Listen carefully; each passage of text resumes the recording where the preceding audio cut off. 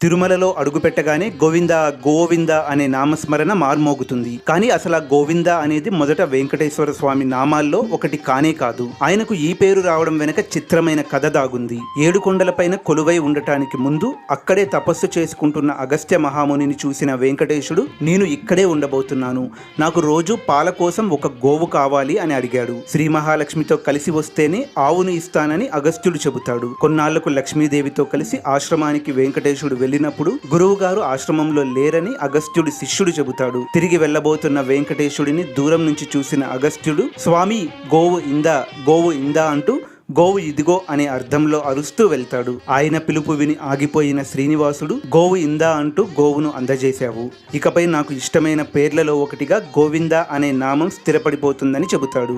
అలా గోవు ఇందా అనేది గోవిందాగా మారి కలియుగాన్ని నడిపిస్తోంది. గోవింద అంటే గోవుల కాపరి అనే పేరు శ్రీకృష్ణుడి